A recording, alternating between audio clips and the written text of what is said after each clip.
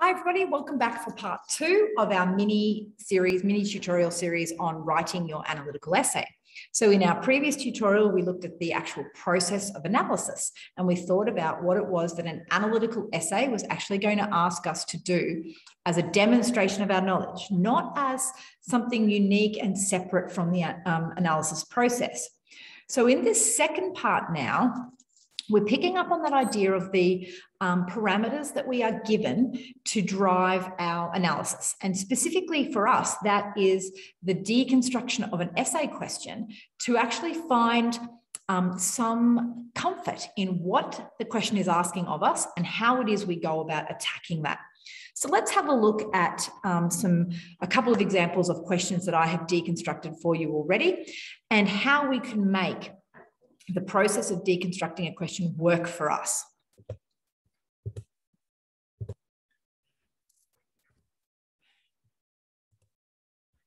Whoops, wrong way. Okay. So the first step that we can engage in when we're looking at how to make a question work for us is breaking a question into its 3 component parts. Now, this is advice from the English Teachers Association of Queensland, and it's one way of breaking a question down, finding some more confidence-building words to use to make sense of that question, reworking it in your own words, ready to actually brainstorm an answer. So it's important that we actually engage in this process of looking at what the question is actually asking us, because we have to choose our evidence based on the parameters of the question. So it's no point us just throwing in evidence of the text that has nothing to do with the question. 1, it doesn't actually get us any marks, but 2, it also doesn't demonstrate what we know.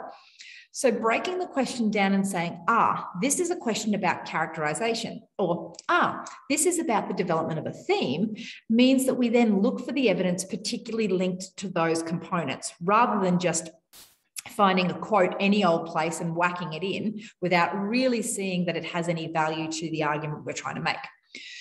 So the 3 components that QCAA, that ETAC encourages us to look for in a question are the directive or the command. So what is it that I'm actually being asked to do? And is there a particular way I've been asked to do that? The focalizer, and this is the aspect of the question that you are specifically required to examine. The important thing to note about the focalizer is this component must be in your answer. And I'll show you this, what I mean by this when we look at one of the exam questions, one of the sample questions, because this is the component that QCAA will actually look for as far as deciding whether you have indeed applied your knowledge to the question, or whether your knowledge sort of happens to relate, but hasn't necessarily been used purposefully, which is in the descriptors in the EAMG. And the third part of the question is the scope. Now, this is the bit that gives us unique and interesting responses. This is where we can build our evaluation.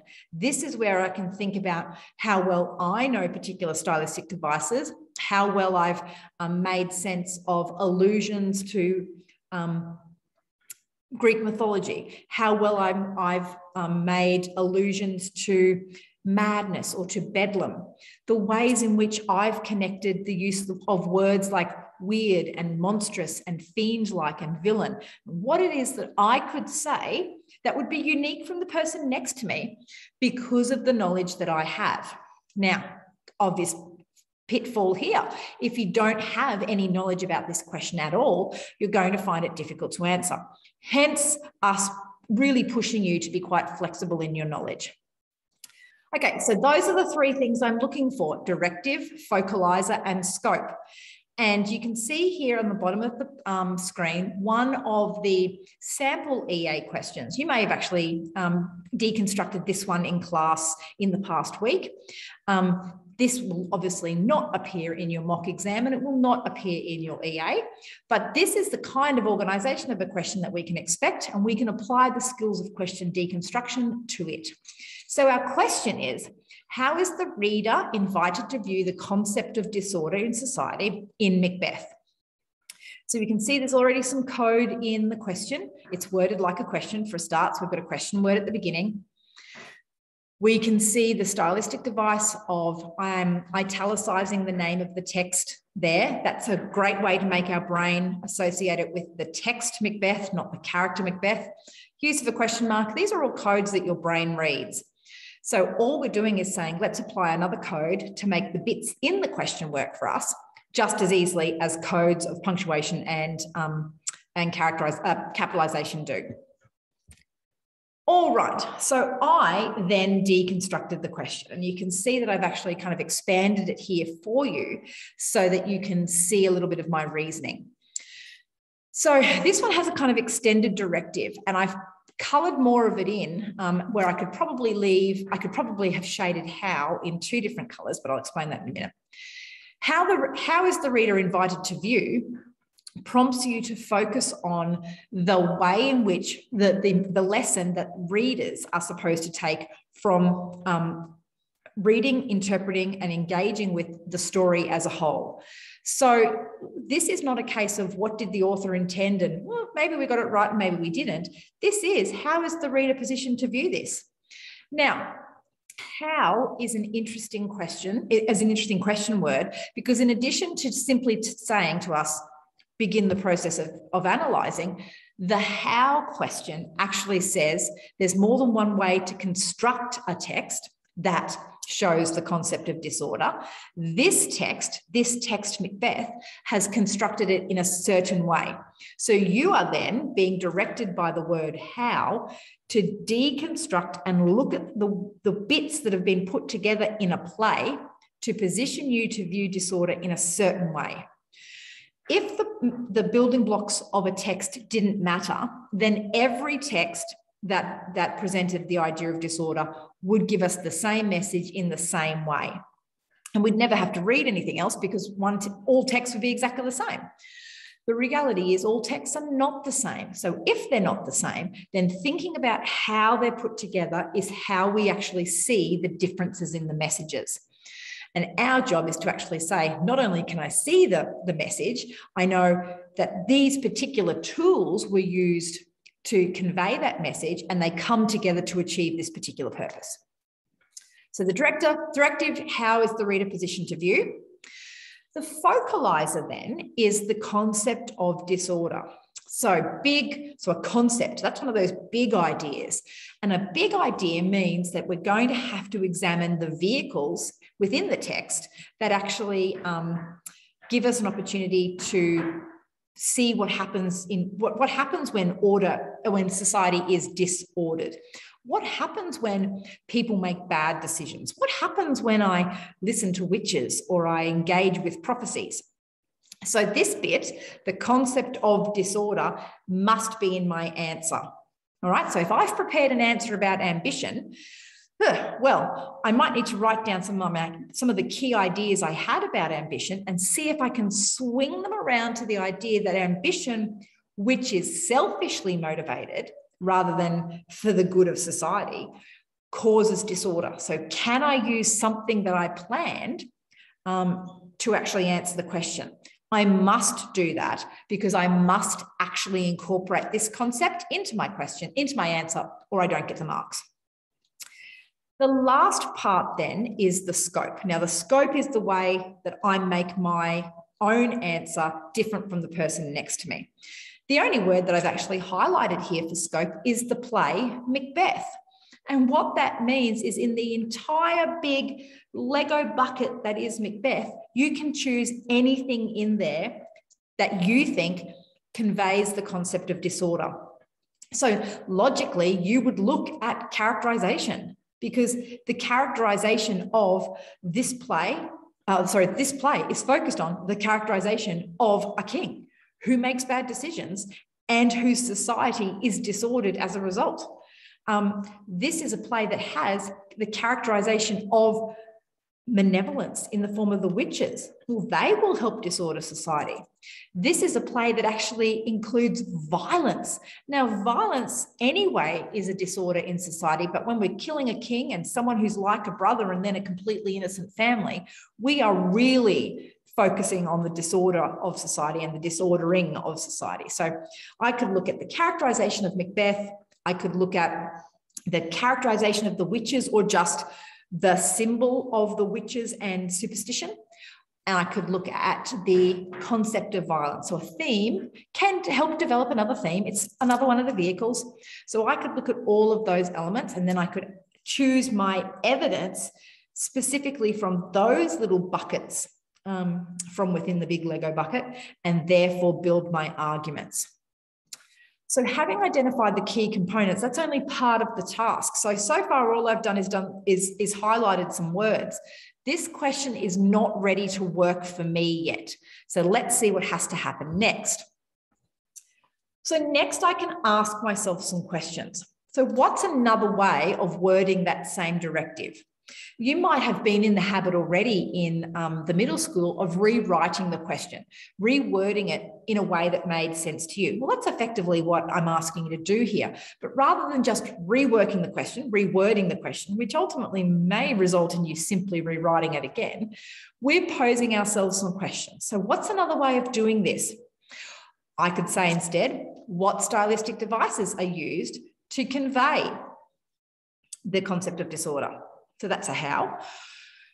In what ways are characters used to convey disorder? There's a stylistic device. That's a how. So I've asked myself two different questions, and I've got two different answers to the how question. So that's me rewording my directive.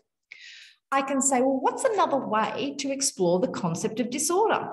And in the handout that I gave out this week, which I will also attach in the description box for this tutorial, I have actually shown you the way in which I've unpacked the concept of disorder.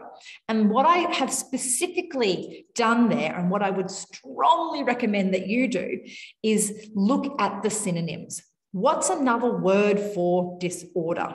Disorder. So I would think about things like chaos. I would think about that subversion of natural order. I would think about madness. Madness is a great way of considering disorder. I can think about superstition, untrustworthiness. There's lots of different ways that the concept of things not being predictable as they should be could actually be manifested. And you can actually use all those variations in vocab to decide what it is that you specifically want to argue. Okay. Because it was how was the reader positioned, one thing that we really should ask ourselves is, why should I care about this? So if I'm being positioned, I'm probably being given a lesson. I'm probably supposed to take something from this. So if I'm asking, why should the reader care, then I'm actually connecting a couple of different bits together. Why should the reader care about the concept of disorder? Because the audience is being positioned to view it in a certain way. If I'm being told to view disorder negatively, I'm probably not supposed to murder people. I'm probably not supposed to disorder my society in the same way that Macbeth did. And if I can prove that, then my analysis has been reasonable. I can think about the role that disorder plays in Macbeth. So that was linking the focalizer and the scope. So how significant is disorder to this play? Does it matter? Does it only affect one character? Does it only happen in Act 1? If it's the kind of thing where you can say, well, it's kind of relevant all the way through and lots of characters are involved, then even the largeness of it as a concept is something that you can actually connect in your evaluation. I've talked about the different vehicles that you might use, but again, just to remind you, characterization, elements of the plot. So what happens where and why does it matter that it happens there? The use of symbols or motifs, and of course, particular language devices that you know are used because they're a reference to prior knowledge, and a Jacobean audience would have interpreted that reference in that way. The last point, the one that's in bold there, is a question about, as a little note about the concept of significance.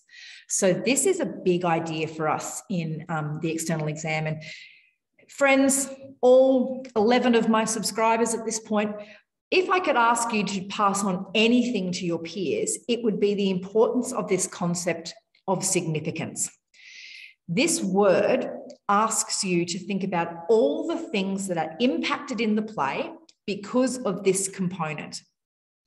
So if I was saying, what is the significance of blood imagery in the play?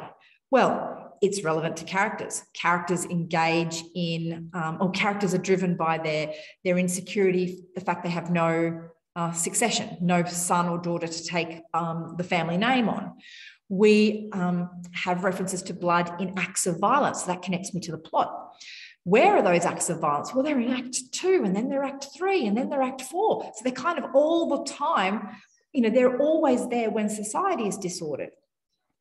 I can think about the ways in which blood is referenced to loyalty. So Duncan uses the references to blood when we think about, filial obligation or filial duty. And so if that's present in Act 1 and then broken apart violently in Act 2, 3, and 4, and then restored in Act 5, then I can think of the significance of the imagery of blood in restoring a legitimate heir, a legitimate king, and ensuring the success of Scotland.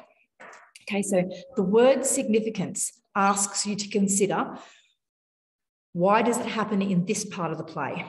Why does it matter that it happens at all? Who is involved? Why does it matter that those characters are involved? Who says what? Why does it matter why they say that? And lastly, what does it reflect about the values, attitudes, and beliefs of the time?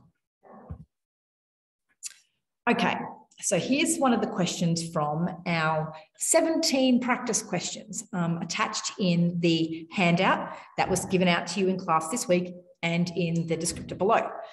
So this is question 17. Unnatural deeds do breed unnatural troubles. From Act 5, Scene 1, so you have to think about who might have said that. And then the question specifically says, analyse how the theme of destruction of natural order becomes one of the main themes of Macbeth. Okay, so if we are thinking about deconstructing that question, we need to read it a few times first of all. Unnatural deeds do breed unnatural troubles. Unnatural deeds do breed unnatural troubles. It's from Act 5. So what has happened up until this point? What hasn't happened yet? What's about to happen? Who's likely to be involved? Then analyse how the destruction of natural order becomes one of the main themes of Macbeth. Okay, so there are some very specific word choices here, and these very specific word choices are directing you to answer this question in a particular way. So this is the kind of question that you brainstorm, quite a bit to make sure that you had those connections solid before you actually went on to planning.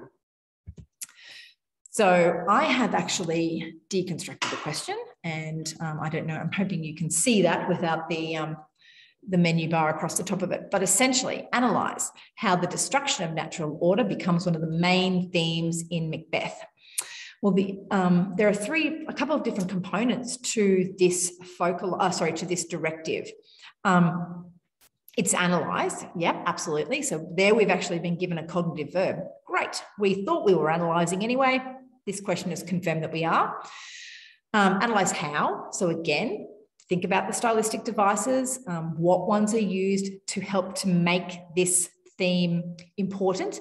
And there must be something particular about the use that means it becomes one of the most relevant themes. So maybe it's not always relevant, but it matters that it becomes one of the main themes. And so I've highlighted those as part of the directive as well. The focalizer, of course, is the concept of the destruction of natural order, the destruction of natural order.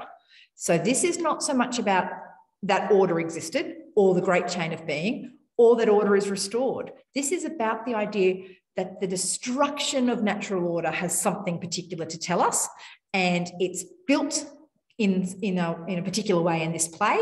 And because of how it's built, we are positioned to see something. And then our scope, of course, is that it's a theme. So, the scope actually is the word theme. How does the destruction of natural order become one of the main themes? Now, the great thing about this question is you can go to town and determine which of the vehicles you actually want to deconstruct And in fact, you want to be able to say there are multiple vehicles that help to convey the importance of this theme. And that's actually the whole point of the question. So looking at all the different ways that Shakespeare makes it really obvious to the reader that the destruction of natural order matters. Okay, so that is the end of part 2. So what you could do now is go and choose one of the questions that you have on that list of 17 questions and go through that process of deconstructing. So yes, you're looking for those keywords. You're trying to find that focalizer because that's going to have to be in your answer. The next step then is to engage in the process of making the words of the question useful to you. So look at the synonyms. What means the same sort of thing? What questions can I ask myself about the question that would help me decide what I'm going to brainstorm and where I'm going to end up putting the elements of my brainstorming when I eventually turn it into a plan? We want to think about how the audience is positioned. So one of the best ways to avoid lapsing into just retelling the story with no focus on analysis is to keep coming back to the idea of the author positioned me and the audience is positioned too. So just those two little phrases, the author invites the reader to, or the audience is positioned to, ensure that you're focused on how the text is put together, not just the text exists and that you've got a story to tell. So stop now, go and deconstruct a question or 17. And then when you think that you're ready to go on to the next step, the brainstorming step, or even if you just want confirmation that you're on the right track with your brainstorming, move on to part 3. Until then, see you later.